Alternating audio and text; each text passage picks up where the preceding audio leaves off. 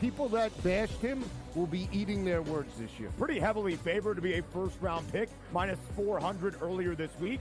But that's not the surprise. If you're drafting J.J. McCarthy in the first half of the first round, you clearly believe not only is he a starter, he's going to be your starter for years to come. But a popular bet was under 3.5 wide receivers in the first round. The tape doesn't lie, baby. Only on SportsGrid.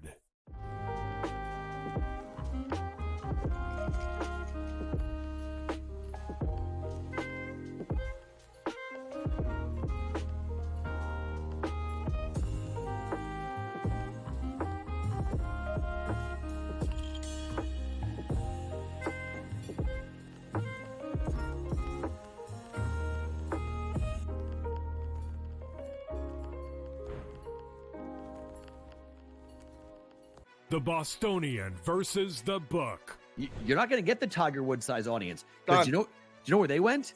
They went to Caitlin Clark. That's where those people went. What? Those people are now going to the WNBA. Yeah. The fan that only watches what's hot, the fan, the casual who doesn't really like sports but likes to be involved in the in thing, they're watching cooler discussion. They're watching Caitlin Clark. The Bostonian versus the Book. I mean, they're still the best. They're still the champs. Everyone wants to crown the Celtics the champions, but that's not the way it works. They got to beat them. And, they got to get through the East, which isn't going to be fun to begin with. Everyone thinks it's so automatic. If it's just Boris is kind of losing his power, if whatever his tactics have been, yeah, move on.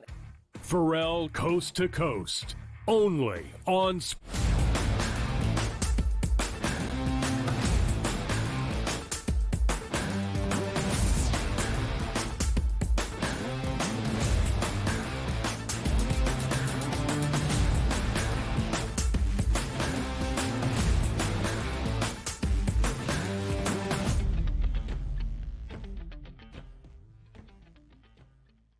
Hour number 2 officially underway right here on the early line. Sirius XM channel 159 Sports Grid Network. Ready to rock and roll. It's Donnie Rightside and it's Davis Maddock. Hot topics all the way through. You know it. A lot of guests about to come up, so we're going to cover multiple topics. But one of those hottest topics that we're going to start the conversation with is the Phoenix Suns right now. Down 0-2 in the series. We talked about it earlier in hour number 1. 105-93 loss to the Timberwolves, which drops them to 0-2, and another performance that was lackluster on offense here. Now, a lot of things are going to go into how the Phoenix Suns can actually come back in this series, but I'm going to start here with you, Davis. What has to change for the Phoenix Suns? And the question, is it just so simple, once again, is, well, Kevin Durant, as you say, just has to be the best player on the court by a wide margin. That shouldn't be the case, though. Like, we were led to believe that, hey, on any given night, one of these three superstars can step up and be good enough. This isn't a team that we anticipate getting dropped in round number 1, and particularly dropped in round number 1 with a sweep. It could happen. I mean, not only would I say it could happen, I would say it is likely to happen. And you're right. I mean, it's definitely not fair for Devin Booker and Bradley Beal to be in the locker room and look at 36-year-old Kevin Durant and be like, brother, come on, let's go. Make some buckets. I mean, Devin Booker is in the prime of his career right now. Devin Booker should be, 35 points. He should be initiating every single pick and roll. Really, Bradley Beal on this team should kind of just be, kind of like Klay Thompson. He should be, trying really hard on defense, getting in the way. He should be making 3-pointers. Like the offense really should not have to rely on Beal, and it shouldn't have to go to Durant for like 25 shots a night. Durant should be able to initiate some of the stuff, but he really should. I guess Durant should be more of a finisher on this team. And what it feels like to me is the emotional dynamics of the team is like it's all around Durant, kind of the way the Bucks are all around Giannis, the Mavericks are all around Luka. And that definitely would have worked when Kevin Durant was 31. I mean, it did work when Kevin Durant was 31. He drugged some bad Nets teams through some playoff series. Those Oklahoma City teams at the end were not the best rosters around him. And I mean, Durant just kind of hung out in Golden State. Was not a tough job, but it's the same thing with LeBron. LeBron's 39 years old. The entire roster is built around LeBron being peak LeBron. And when you lose that edge in basketball, when you become 5% worse, when you lose half a step, it's harder to translate that into wins, and Durant, I mean, obviously I've got complex feelings about Kevin Durant because he was my first favorite basketball player, played for my favorite team, left in the middle of the night. I had to found out that he was becoming a Golden State Warrior via a Players Tribune article. Man, Kevin Durant, what a weird career. Yeah, did not know you were a Sonics fan, Davis, earlier in your career here. Good stuff here. Learn knowledge every single day on the program. But by the way, giving up on the Suns, Devin Booker, as you're going to see right here in this clip, he's telling you, don't give up on us, people. I mean, don't count us out. It's a series for a reason. I don't think any road teams won so far. I know that doesn't have anything to do with us, but, it's just a situation that it is. Now, I'm convinced. I watched that clip right there. I'm convinced. I'm not giving up on the Suns. Devin Booker sounded like he knows the Suns are coming back, Davis. Do you agree? Don't give up on the Suns. No, I don't agree at all. It's over. It's over for the Phoenix Suns. I mean, even if they're able to get one of these next couple games, I still don't really believe. I think, and once a team goes down 3 games, been watching the NBA for a long time, my entire adult life, that game 5, it's over, man. Even if you win game 3, even if the Suns win game 3, the T-Wolves come back and win game 4, you are going to see some of the worst effort, some of the most hang dog faces you have ever seen from the trailing team in that game 5. I'll never forget 2011 NBA Finals, Thunder, Heat. The Thunder kind of get jobbed in game 1, don't end up winning. They do win game 3, game 5 in Miami, and it was just like Thabo Cephalosha pick and rolls. It was so brutal. So it just, man, I from a human perspective, I get it. It's like there's only so much effort that you can expend, but this Suns team, it's not it. They're not good enough. Let's take a look at some of the odds here that have been changing throughout the first 2 games here in the Western Conference playoffs here. Entering into the playoffs in the first round, they're actually favorites here, minus 140 price here. Now sit at a plus 350 price. The conference, a 10-1 price. Now sit at a 16-1 price. Championship bets, 24-1 to 46-1. So if we're trying to play devil's advocate here, and again, I am rooting for the Timberwolves. I do think the Timberwolves are the better team. And as we've been pointing out, it's probably going to be a 5-game series, which is what I feel. But let's see how the Suns can get back into this, because they are going back to their home court here. They didn't play particularly well. They didn't score 100 points in either one of those first 2 games.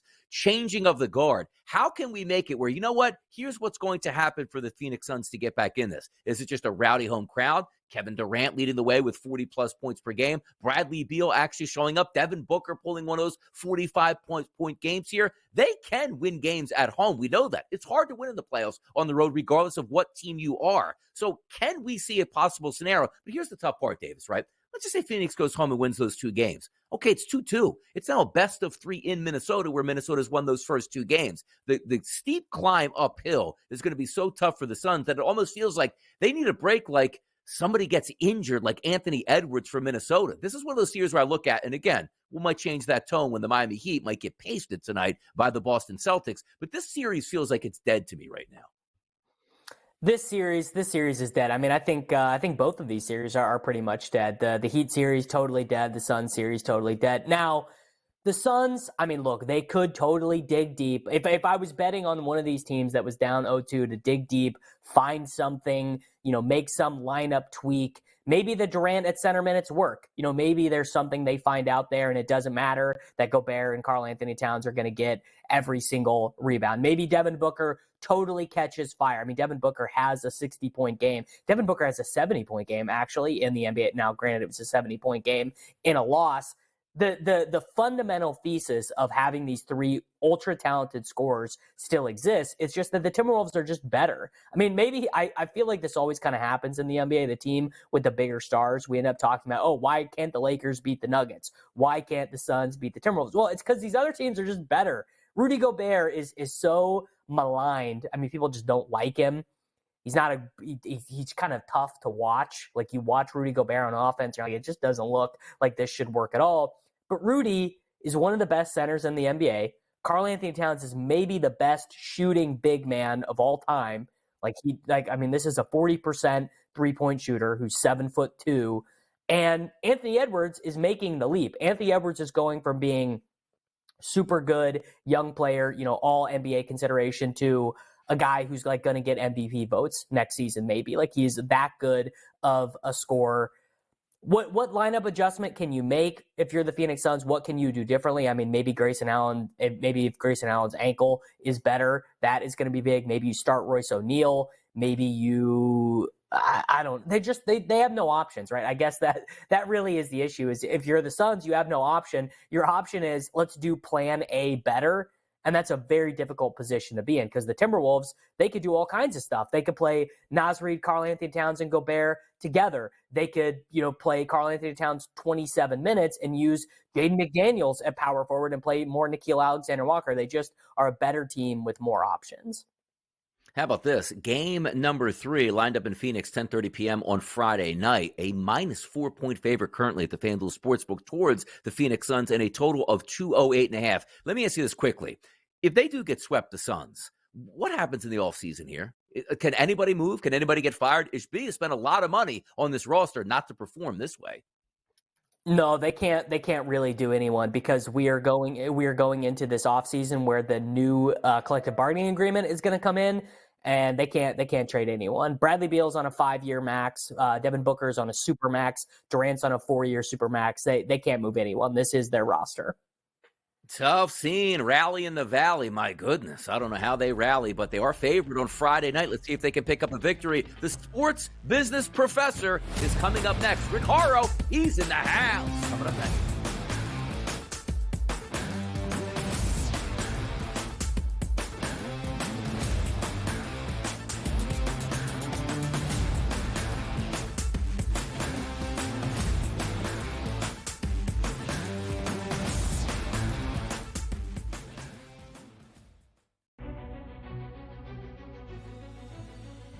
People that bashed him will be eating their words this year. Pretty heavily favored to be a first-round pick, minus 400 earlier this week.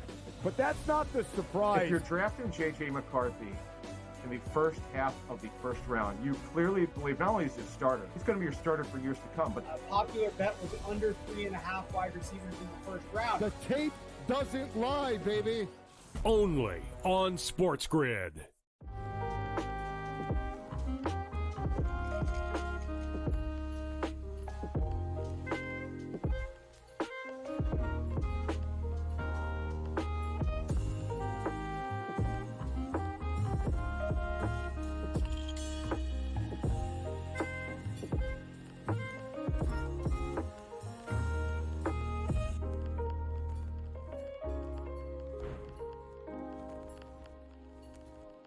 The Bostonian versus the Book. You're not going to get the Tiger Woods size audience. Done. But do you know where they went?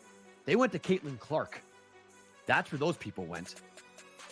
What? Those people are now going to the WNBA. Yeah.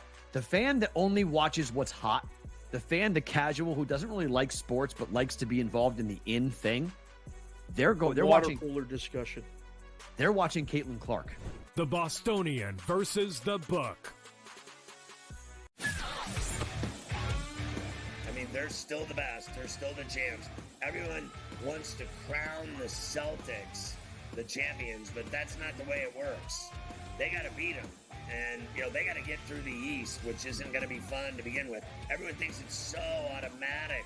If it's just Boris is kind of losing his power, if whatever his tactics have been, yeah, move on. Pharrell Coast to Coast. Only on SportsGrid.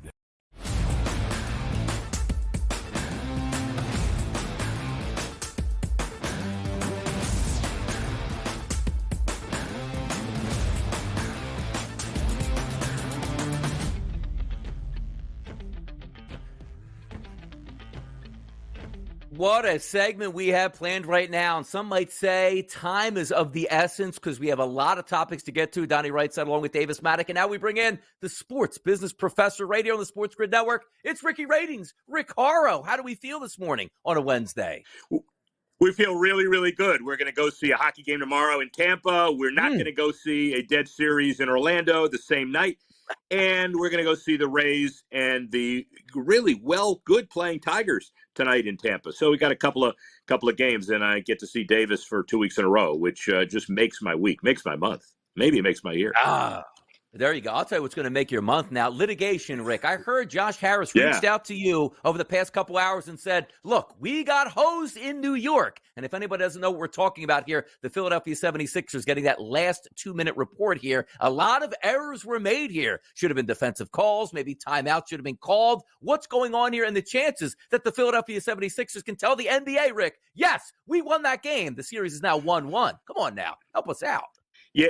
Well, I'll help you out by saying that is rarely, if ever, done. And if it was done, it probably wouldn't be done in New York-Philly circumstance. Obviously, they've got to look at the 2-minute report. They've got to really kind of put faith in it. If you ignore the 2-minute report, then it sends the wrong signal. But if you overturn a game based on a 2-minute report, then it sends a very difficult signal to enforce. It is technically possible, but given the theme of this show and this network, I would not bet on it. All right, so we got the last 2-minute report in Philly. Let's go to drama in another team that is in the playoffs, but not pertaining to the series. This story, I mean, it's just unbelievable. A mediation session has been set in the Minnesota Timberwolves ownership group between Glenn Taylor and the A-Rod group. Taylor ended the ownership transition when he said that the Mark Lowry, Alex Rodriguez group failed to meet deadlines on the sales condition. What is going on here? Who owns the Minnesota Timberwolves? Does anyone want to own this team? You got to hire a lot of lawyers. Got to pay them a lot of money. Next. Oh, okay. All right. I'll give you a sneak preview on that answer. Glenn Taylor had a franchise and he had an ability to sell it. He did an offer. It was accepted. The price looked low. It became much lower after we see the values of the NBA franchises, and it was easy to get out when somebody misses a deadline. Question is, how do you miss the deadline? Do you miss it by a minute? Do you miss it by an hour? Is it material? Those are the issues. And so I would say right now that the team, the Taylor organization owns it, but the NBA wants to get into this as quickly as possible to resolve this problem, because it doesn't help, as you said before in the last segment, with the Timberwolves doing really, really well on the court, where the off-court stuff is overshadowing it. In Minnesota, they don't need that. They need a really good momentum set of wins on and off the court to continue the Timberwolves' rise to public acceptability in the Twin Cities. Rick, box office success wasn't being found there by the Coyotes in Arizona. They are on the move to Salt Lake. So we're looking maybe at expected crowds, big viewership here. I like the move, but also what goes into these moves here? Relocation fees? Do other owners get paid in this? And also, what is in it for Utah here getting the Coyotes? Well, this is a very interesting dynamic because it's kind of a little bit like Seattle when they moved to Oklahoma City. Clay Bennett, the Thunder, bought the franchise, and David Stern at the time basically said, you got a few years to build an arena in Seattle. If you don't, we're going to let you have this franchise in Oklahoma City. If you do, then we'll replace it with an expansion franchise in Oklahoma City. And either way, you want to protect both markets. In this case, the Coyotes' assets go up to Salt Lake. It's kind of like what the Browns deal did in Cleveland when the NFL did that years ago. But it's not that Phoenix won't get a franchise. Gary Bettman is not giving up on the market. He probably has ample reasons too, but he's not gonna. And he's saying, if you can build an arena in the next 5 years, whether it's Murillo Group or anybody else, and if Murillo has the promise, he assigns it to somebody else. He stays in, he stays out. But Phoenix, with the hopes of another Kachuk and Austin Matthews, they are important to us if they get an arena. So 5 years, promise, expansion. In the meantime, $1 billion transaction increases the value. Salt Lake gets another team in that time zone, and the NHL beats a second team in the market, meaning baseball. It is a win for everybody. And, look, that market is going nuts right now. The last 4 years for Ryan Smith, owner of these organizations. So he buys the Jazz, then he acquires Real Salt Lake, then he revives the Utah Royals, and now he has brought the NHL to Salt Lake. I mean, maybe I'm speaking from ignorance here. Is the state of Utah, is the city of Salt Lake supporting all these franchises? Are these money-making opportunities? No. You're never speaking from ignorance, and you're happy because of all the other people around you. It's going to make you smarter. It's a great question. It's a wonderful market with questionable corporate support. Can you have 3 or 4 major league franchises in Salt Lake? Well, the time zone's important because the Mountain Time Zone, other than Denver, doesn't have a whole lot, especially in the northern areas. So you got to have a good corporate market. Will it have enough support for 2? Yes, especially with the same ownership group, especially since he's tied into the NHL as a vendor.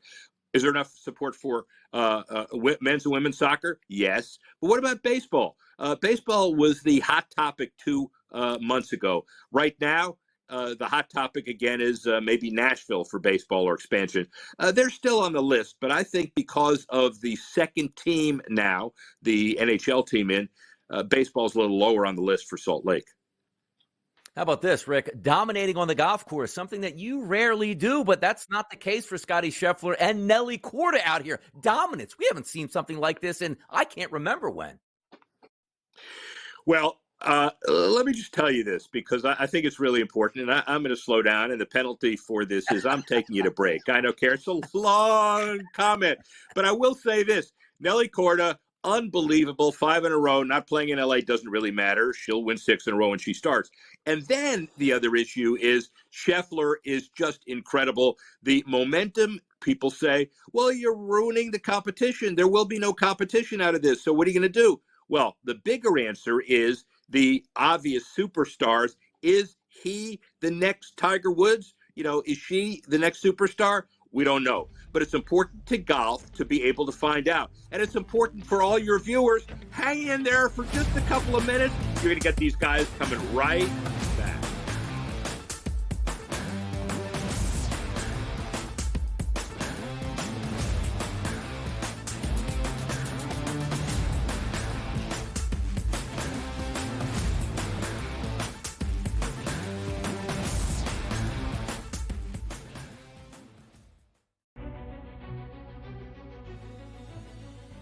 People that bashed him will be eating their words this year. Pretty heavily favored to be a first-round pick, minus 400 earlier this week. But that's not the surprise. If you're drafting J.J. McCarthy in the first half of the first round, you clearly believe not only is he a starter, he's going to be your starter for years to come. But a popular bet was under 3.5 wide receivers in the first round. The tape doesn't lie, baby. Only on SportsGrid.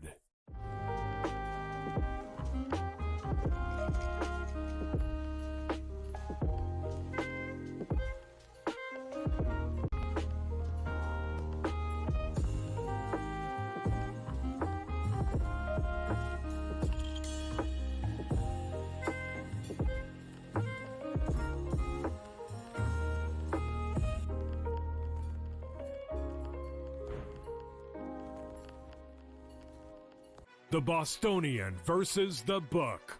You're not going to get the Tiger Woods size audience because you know where they went? They went to Caitlin Clark. That's where those people went. What? Those people are now going to the WNBA. Yeah, the fan that only watches what's hot, the fan, the casual who doesn't really like sports but likes to be involved in the in thing. They're watching cooler discussion. They're watching Caitlin Clark. The Bostonian versus the book. I mean, they're still the best. They're still the champs. Everyone wants to crown the Celtics the champions, but that's not the way it works. They got to beat them. And, they got to get through the East, which isn't going to be fun to begin with. Everyone thinks it's so automatic. If it's just Boris is kind of losing his power, if whatever his tactics have been, yeah, move on. Pharrell Coast to Coast. Only on SportsGrid.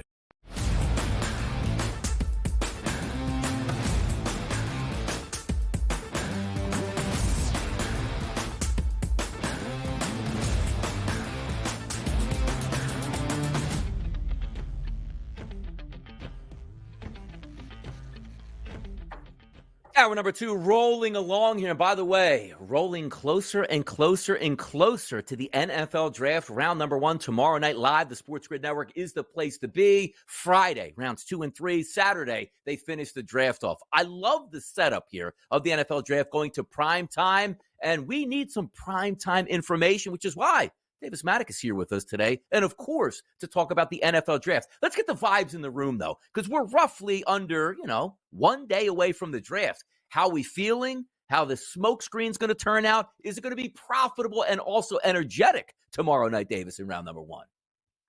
Yeah, I mean, look, you're belying your age a little bit talking about the NFL draft being in prime time. I mean, look, it's been in prime time for a long time, Donnie, and it's going to be primetime chaos on Thursday. I think that all of the weirdness in the reporting right now belies that the teams at the top, really the top 6 picks, they're just not letting anything leak out. The only pick that we know for sure right now, it's pretty crazy to be, less than 48 hours away from the draft, and we really only know one pick, which is Caleb Williams to the Bears.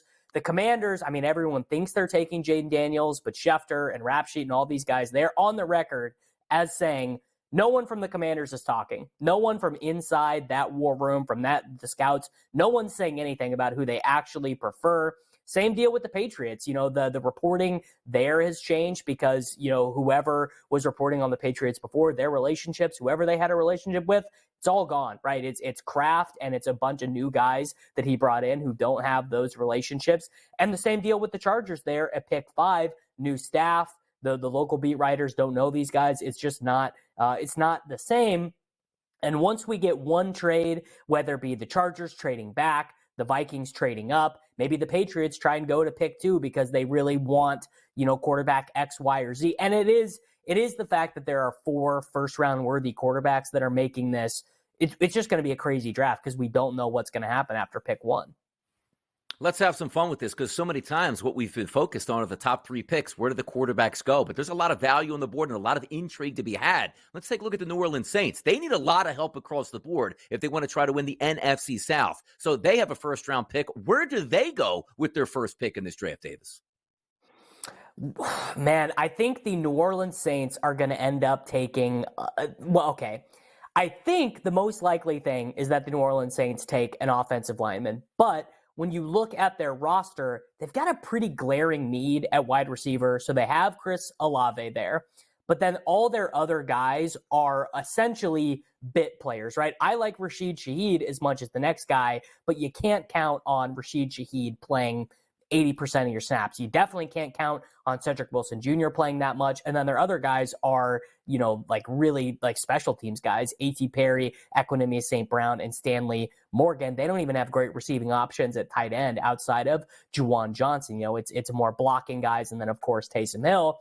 This is also a really deep wide receiver class. There are a lot of very good wide receivers who are expected to be taken in the second half of the first round after once Brian Thomas Jr. goes off the board, and it could be to the Saints at 14, they're just, we got Troy Franklin, we've got Devontae Walker, A.D. Mitchell, Xavier Worthy. Xavier Worthy does feel like a particularly Saints pick. So I think 11-1 for the Saints to take a wide receiver. I think it should be more like 4-1, 5-1. So Saints to take a wide receiver with their first pick, 11-1, I really like.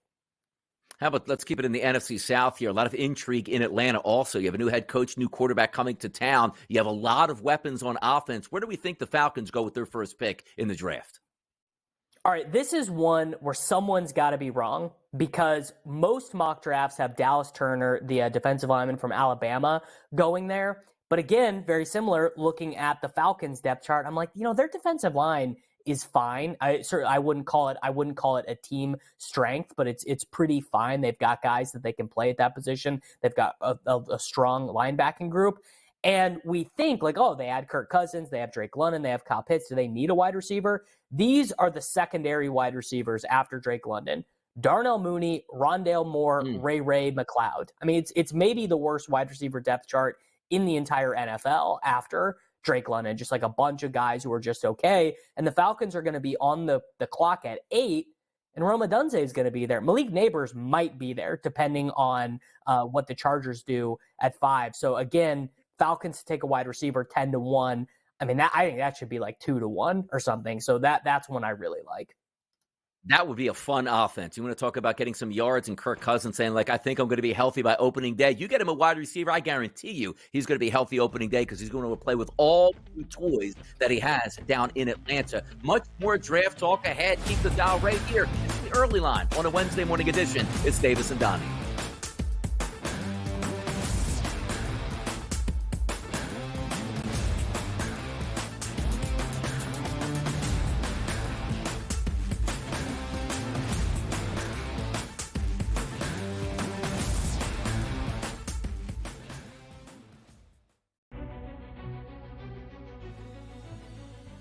people that bashed him will be eating their words this year. Pretty heavily favored to be a first-round pick, minus 400 earlier this week. But that's not the surprise. If you're drafting J.J. McCarthy in the first half of the first round, you clearly believe not only is he a starter, he's going to be your starter for years to come. But A popular bet was under 3.5 wide receivers in the first round. The tape doesn't lie, baby. Only on SportsGrid.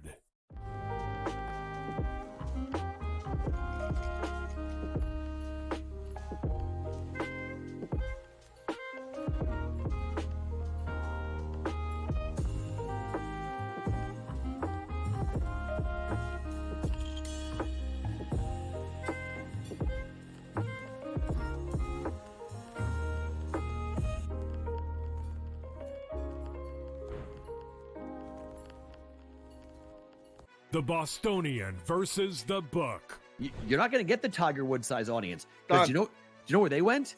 They went to Caitlin Clark. That's where those people went. What? Those people are now going to the WNBA. Yeah.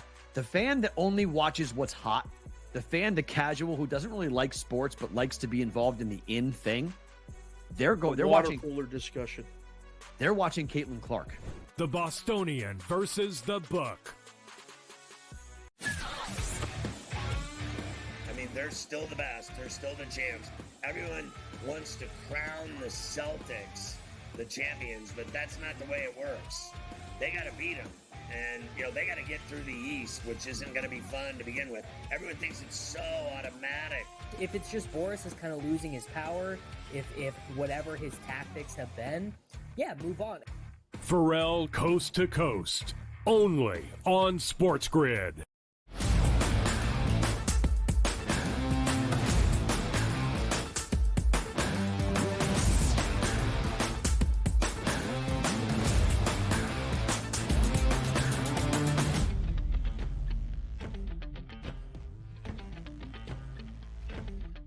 NFL draft round number 1 coming up tomorrow night, and away we go. A lot of intrigue in the top 10, no doubt about it, but there's some money to be made down the board. There's some interesting options, and yes, it's not just a 3-team draft. Everybody gets to participate in the draft, and that's why we have here Davis Maddock to help us out, of course, with where some of these teams are going to be drafting and who they are going to be drafting with. AFC North action, the Bengals.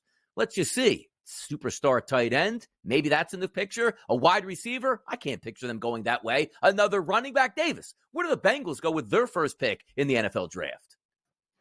All right, so the reason why I've got the Bengals at 10-1 to take a tight end on my card is that if Bowers is there at their pick, they are running to the podium to take him. It's not going to take the full 10 minutes. The GM's going to run out of the room, name on the card. They're going to get all the way there. That's based on reporting from inside the team. That's based on, I follow this guy, Joe Goodberry, NFL, who's a huge Bengals fan, runs a premium Bengals site, and he has been steadfast that, like, if Brock Bowers is there, the team is going to take him. The question you have to have is, are the Jets going to take Brock Bowers at 10? Because if you go down the rest of the list, I don't think very many of these other teams are going to be that incentivized to do so. And also the fact that Bowers did not do any of the athletic testing, either at the Combine or at the University of Georgia Pro Day, has led his draft stock to fall a little bit. Another one of my bets that we're going to talk about is taking the over on Brock Bowers' draft position. We can get into that a little bit later.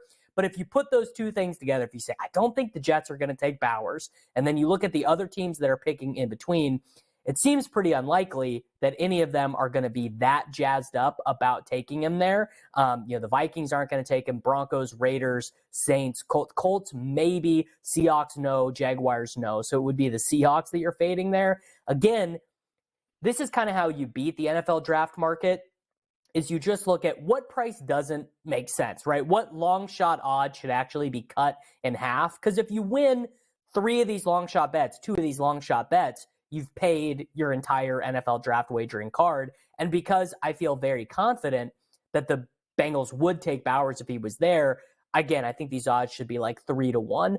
So Bengals to take a tight end with their first pick, 10-1, very strong bet, I think. Everybody loves a speedy wide receiver in the NFL, Xavier Worthy, the speediest of the speedy coming out of Texas here. What's a team that you think might be a perfect fit at the perfect price for him? All right, so Xavier Worthy sets the record for 40 time at the Combine. We already know that the Rams, Sean McVay, Les Snead, that they don't really care about a guy weighing 165 pounds. How do we know that? They took Tutu Atwell in the second round 3 years ago, and he's even smaller. I mean, Tutu Atwell, I believe his Combine weight was 154 pounds. They took him there. Ooh. He didn't play much as a rookie. He played a ton last season. He actually had their second most snaps at the wide receiver, or third most snaps at the wide receiver position for them last year.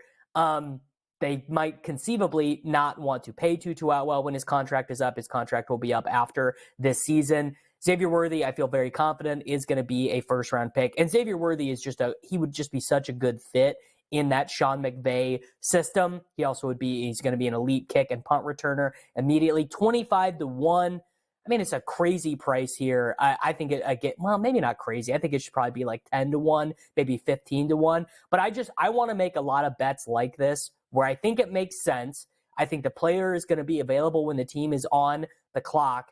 And it's just like the way these markets are set, they don't move until people start to bet them. The FanDuel is just tossing the odds out there and they're going to get information from us. So if you pick these off at 25-1 and then it moves to 10-1, you can just be like, look, I did my job. I got the good number. Taking a look at the quarterback situation, most people, Davis, focused on quarterback 1, 2, 3, and 4, but there could be a real battle for quarterbacks 5 and 6, particularly to be first-round draft picks, and that's Bo Nix and Michael Penix Jr. Of those two quarterbacks, Davis, who gets drafted first? I think Michael Penix's agent is probably having an all-star summer. Michael Penix is not a first-round quarterback. Michael Penix is 24 years old. He has had 4 consecutive season-ending injuries. He is an athlete. I mean, we saw at the University of Washington Pro Day, he ran a 4.5 40, but if you have Michael Penix Jr. going out of the pocket, if you have him running, he's going to get injured. We have conclusive evidence of that. I just think it's so obvious that Michael Penix is not going to be a first-round pick. I think this is the thing that the draft market has been most irrational on. So I am taking Bo Nix to be selected before him. Why am I taking Bo Nix to be selected before him, despite the fact that Bo Nix was not a particularly good pro-style prospect at either Auburn or Georgia? It's that I'm fairly confident that some reporting we can believe in is that the Broncos do want Bo Nix. We talked about this a little bit yesterday with them signing Zach Wilson, but it just makes a lot of sense for the Broncos to bring in a rookie quarterback. And Spencer Rattler, Penix, Michael Pratt from Tulane, Bo Nix. The one that makes the most sense in a Peyton-style offense is Bo Nix. Hyper accurate, doesn't like to throw the ball down the field too much, very comfortable in the screen game, very comfortable throwing over the middle of the field. Actually, Bo Nix was a better middle-of-the-field thrower than some of the guys who are going to be first-round picks, then Drake May, and then Jaden Daniels. So I am really loading up on these Bo Nix to go before the first round. But I am also betting, I'm doing the converse thing, which is that I am also betting under 4.5 quarterbacks to go in the first round, because this is to me, this is the Will Levis, Geno Smith. It's the draft industrial complex telling us that all these quarterbacks have to go in the first round, but I am not buying it. Got to go in the first round. Got to get that extra year. We'll see if that plays out. As many as 6 could go in the first round. Davis says, not the case here. Fading that move. Talking about fading another move. Brock Bowers, one of the best players in college football last year as a tight end coming into the NFL, will be a sought-after guy. But how about this? Brock Bowers' draft position. Where is he going to go, Davis? Are we buying higher or lower in the draft here? I mean, look, it doesn't feel that good to be on the other side of a real generational tight end. Because I think maybe that's the thing, is I'm not that convinced that Brock Bowers is a generational pick at tight end. I think he's a little bit closer to Kyle Pitts maybe than people want to imagine. Now, why is Brock Bowers going to be a top 10 pick? Why would he be? I mean, he led a national championship Georgia Bulldogs team in receiving, playing with a bunch of other NFL wide receivers, right? Ladd McConkey was there. A.D. Mitchell, who transferred to the University of Texas, was there. It was a roster full of NFL guys. But one thing we do know conclusively, and NFL teams know this too, is that the athletic testing for tight ends really matters. It's very hard to be a super productive NFL tight end without being basically a freak. And he didn't do the athletic testing. And I think he knows why he did not do the athletic testing, which is it could only cost him money. He's going to be a first round pick. Some team is going to take him. But if he runs a 4.62 40, doesn't do particularly well in the agility drills, maybe only puts up, 17 reps on the bench press or something, it's not great for him. So I think his agent told him to do the smart thing, which is get your money. We know you can play. You're a good football player. You got a good chance to earn your second contract as well. Let's not sweat it. And again, I think the only team in the top 10 that makes sense is for the Jets to take him. And the Jets have a lot of holes, right? The Jets need offensive linemen. The Jets need secondary. So I'm taking the over on Brock Bowers at 12.5 with plus money. It's a good point you bring up, though, with the New York Jets, because you're sort of in that little box where it's like, well, we have Aaron Rodgers maybe for another year or two. Let's maximize every single weapon that we could possibly get here with Brock Bowers. And I think you're right on that. When you take a look at players, like how can you actually improve your draft position? Well, Brock Bowers is going to run a 40-yard dash in 4.3 to say, wow, we had him at, let's just say, 11 on the board. Now we're going to move him up to 8 on the board. That wouldn't make much sense at this point. But the NFL draft is drawing closer and closer and closer. And the SportsGrid Network certainly has you covered. Live action tomorrow night from the draft in studio from the fellas here to bring you the coverage that you're definitely going to need here. And also that coverage does continue next as we talk to Mark Zinno, the mouth in the South, to get his looks here on some NFL draft options. It all goes down on the early line. Sirius XM channel 159 right here on the SportsGrid Network.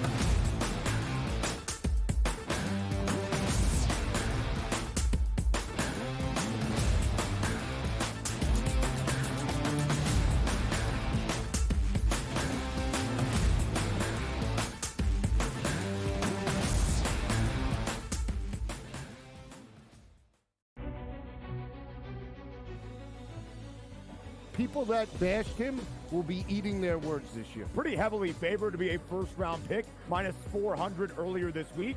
But that's not the surprise. If you're drafting J.J. McCarthy in the first half of the first round, you clearly believe not only is he a starter, he's going to be your starter for years to come. But a popular bet was under 3.5 wide receivers in the first round. The tape doesn't lie, baby. Only on SportsGrid.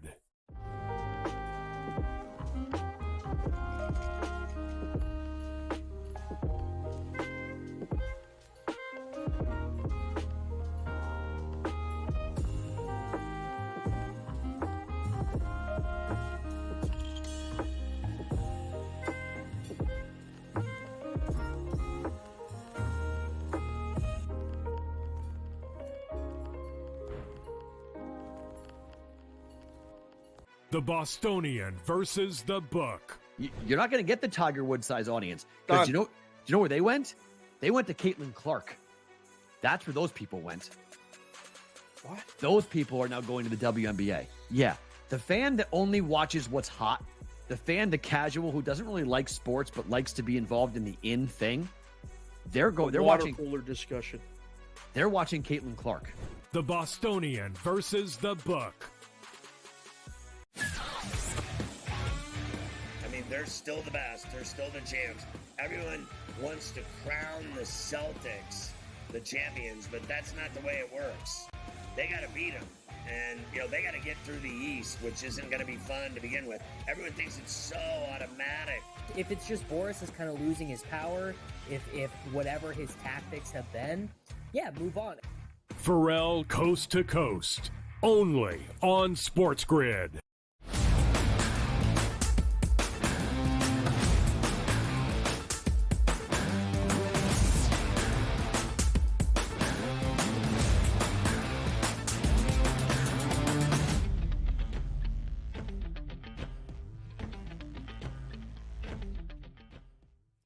We've had a lot of topics this morning, had some fun in the NBA, Major League Baseball, and now we're focusing on the NFL draft. Donnie writes out along with Davis Maddock, and now we bring in the mouth in the South. You know who that is? That's Mark Zinno, because I know he's ready for the draft. Mark, how are we feeling today?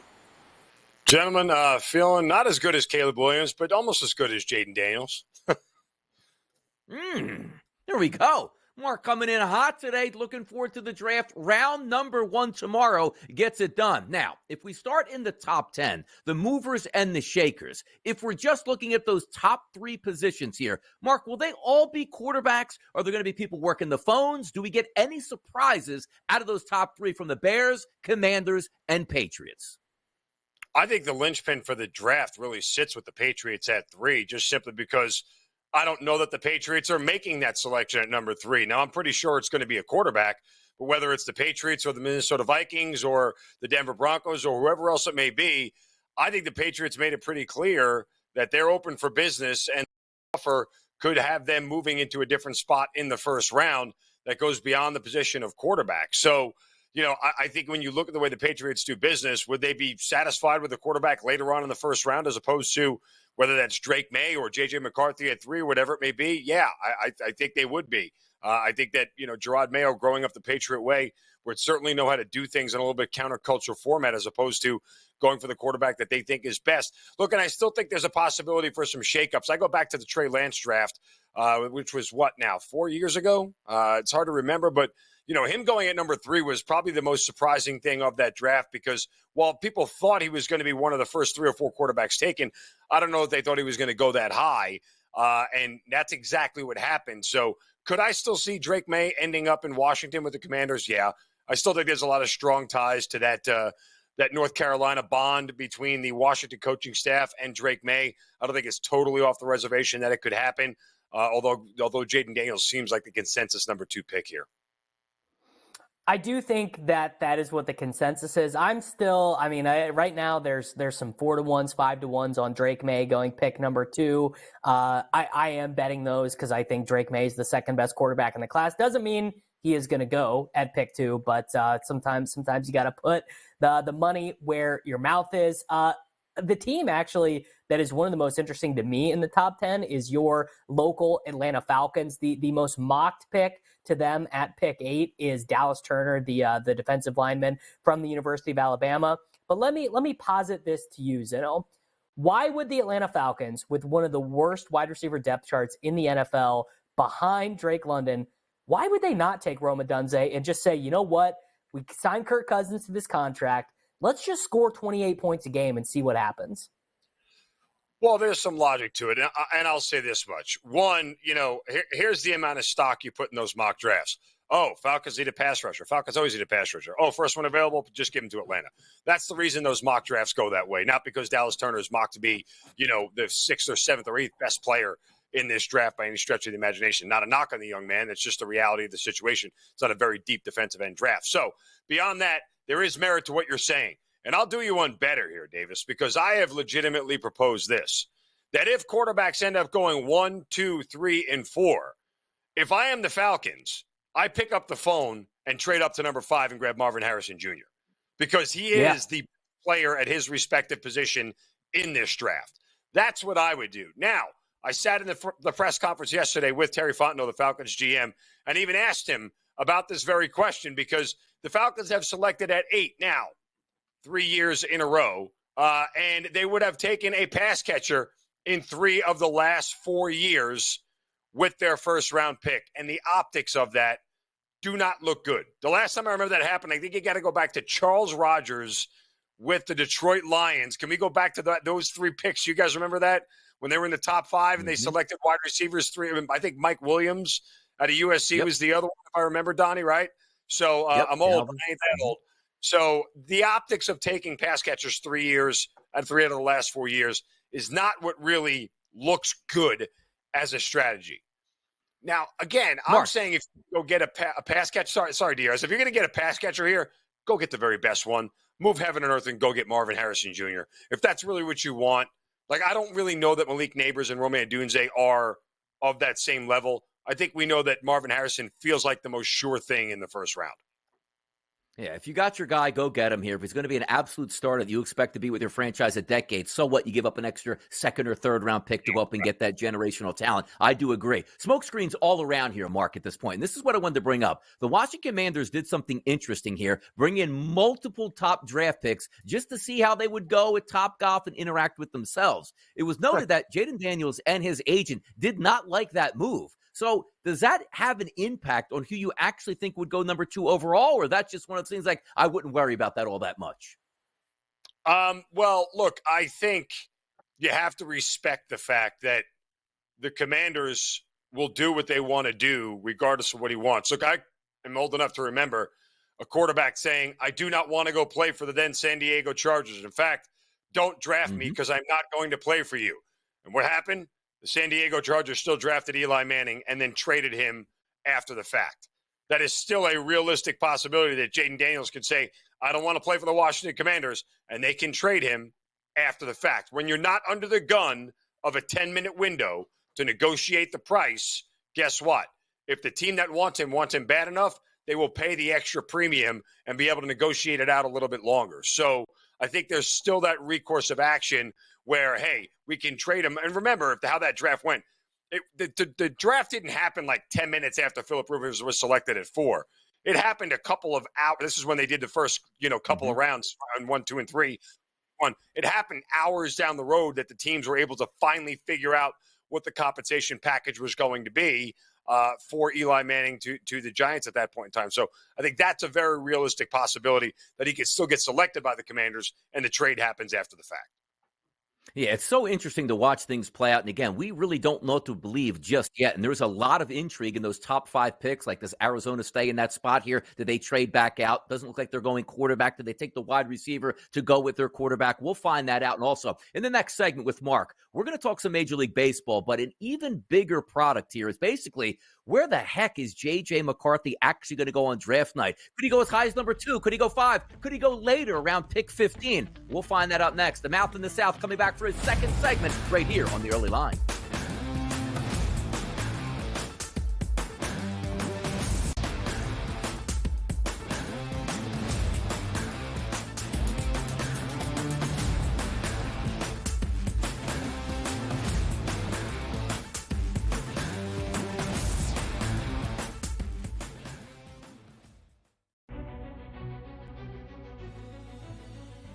People that bashed him will be eating their words this year. Pretty heavily favored to be a first-round pick, minus 400 earlier this week.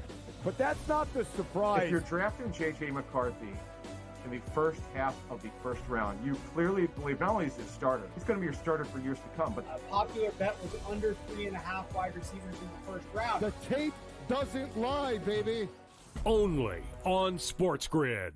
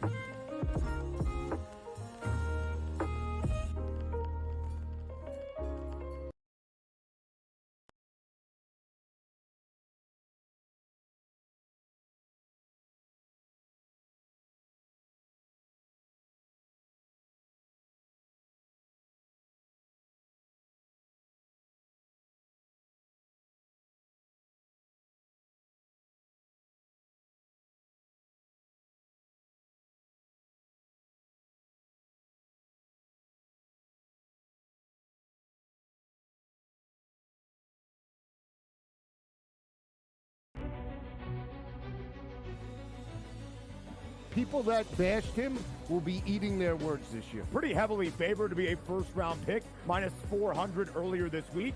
But that's not the surprise. if you're drafting J.J. McCarthy in the first half of the first round, you clearly believe not only is he a starter, he's going to be your starter for years to come. But a popular bet was under 3.5 wide receivers in the first round. The tape doesn't lie, baby. Only on SportsGrid.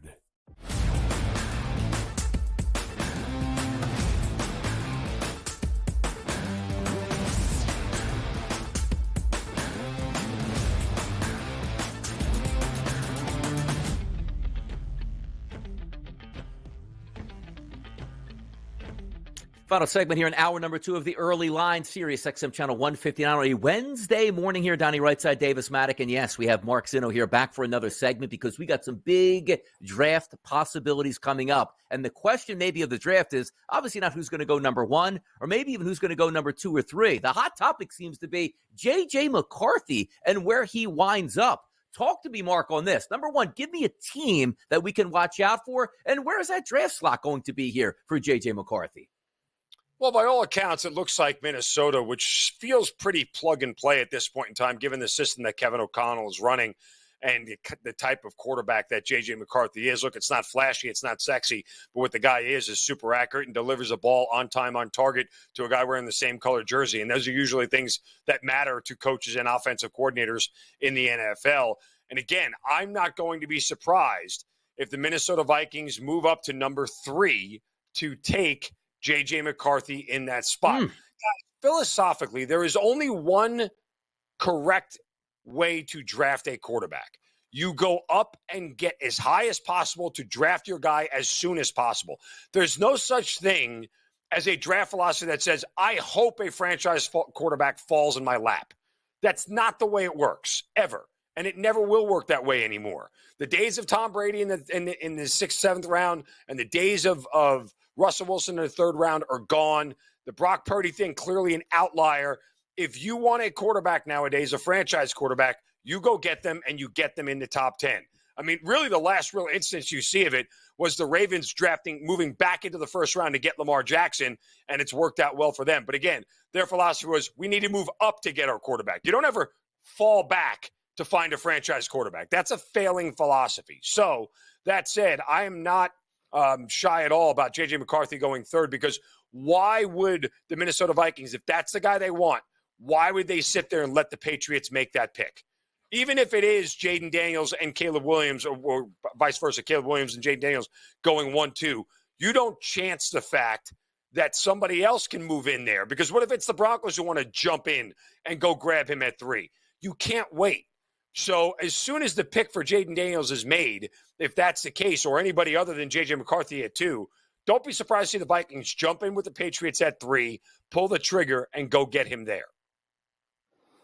You know, that is a great point, and it's why we have these rumors about Penix and Nix being first-round picks, which is that you don't trade back for the quarterback. You don't wait for value on the quarterback. This is why the Giants took Daniel Jones at 6 instead of 15 when they had 2 first-round picks that year. That's just how it works. So the McCarthy stuff is pretty interesting. I weirdly think of all the available quarterbacks outside of Caleb Williams, the best fit for the Cliff Kingsbury offense is J.J. McCarthy at 2. I think he's a much better fit for the kind of horizontal stuff that Cliff wants to do than Daniels or May. Talk to me about Drake May if he is a Patriot, though. I am very worried, Mr. Zinno, that if the Patriots are there at 3 and it goes as chalk, Caleb Williams, Jaden Daniels, that the Patriots ruin the career of this young man, that we get a Zach Wilson, Sam Darnold, Bailey Zappi, Mac Jones career out of him.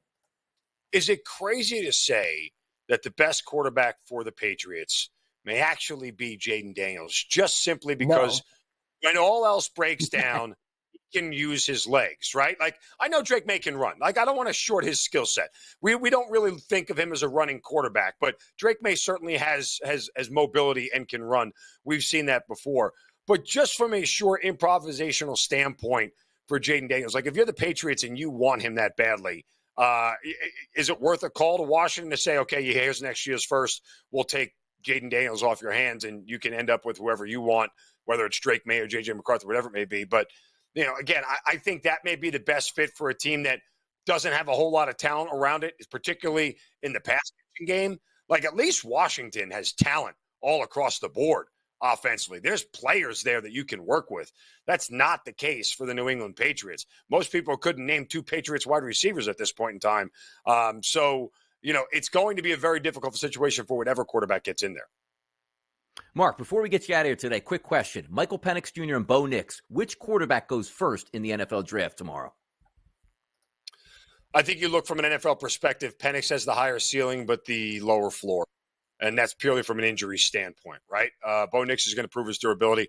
I don't know if he has the same skill set as Penix does when it comes to throwing football, but he's certainly got a lot of talent. There we go. Mark Zinno bringing that heat on a Wednesday morning. A lot of coverage on the draft. Make sure you keep it right here on the Sports Grid Network. And certainly, Mark's going to be giving out those winning tidbits all the way through the draft. Mark, thanks for joining us this morning. Wednesday, Davis and Donnie will continue with hour number 3 coming up next.